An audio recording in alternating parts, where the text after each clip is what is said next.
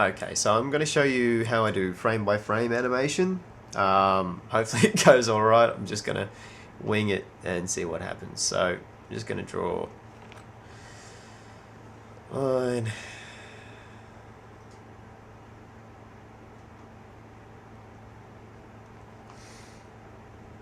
Okay, so if I was doing this frame by frame, I would just keep adding keyframes. So what I might do even is select a whole bunch of frames and turn them into keyframes to begin with.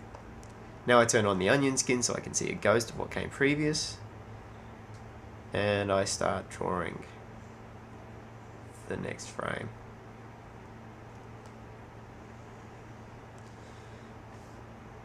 I quite like it to look messy. I'm not particularly fussy. I think it's much more important that it moves correctly than that it looks really fantastic, if that makes any sense.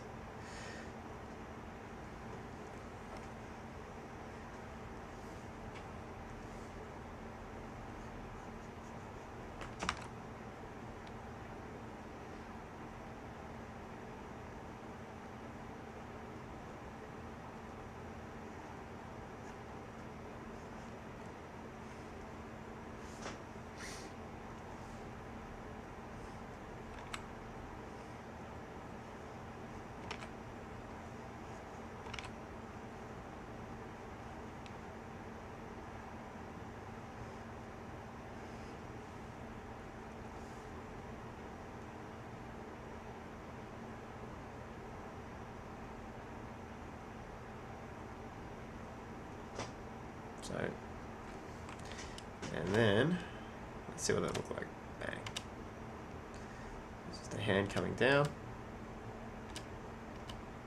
Turn the onion skin off.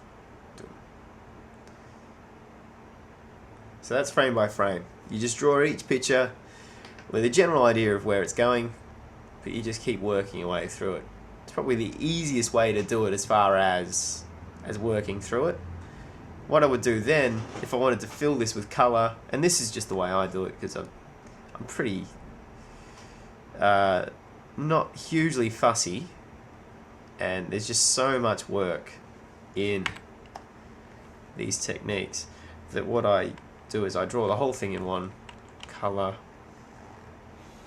I may even do, say, that line drawing that I just did all the way through the animation, use that as a kind of a pencil test, create a new layer on top of it, and redraw every one of those drawings really neatly. If I was being pedantic, I would, but I don't often do that because I quite like the rough line. It sort of suits the way I like to draw, the style that I go for anyway, so I'm not too fussy. Yeah.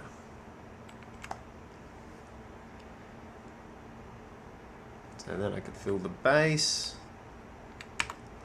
One thing that happens once you fill all this with colour, see how you lose sight of the stage itself, or the window that you're actually working in?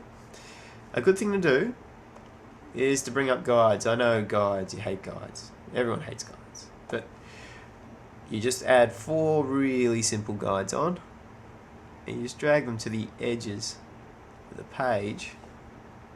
They never show up in the artwork when it's, when the final thing's finished.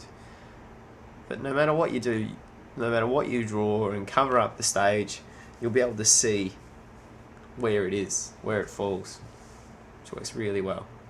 So, let me just keep going. So I've got, on the brush mode, I've got paint behind turned on, so I'm not drawing on top of any of my artwork. And then I just work through. So this is quite methodical, boring work when you come back to fill it, especially if you've drawn, say, 200 frames of line drawing, and then you come to do this, you've still got to keep an eye on it. Brush. So I've got paint behind turned on. I just block that gap up that's made that fill. Maybe I want to fill that too. careful to keep all of my lines outside of the stage. And then I could fill the hand with something else.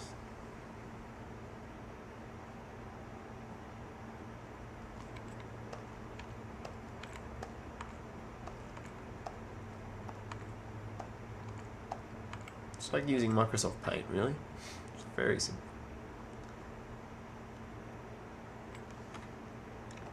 Now, clear those, remove those. We've got slap, slap. Okay, so that's frame by frame, and then coloured and filled.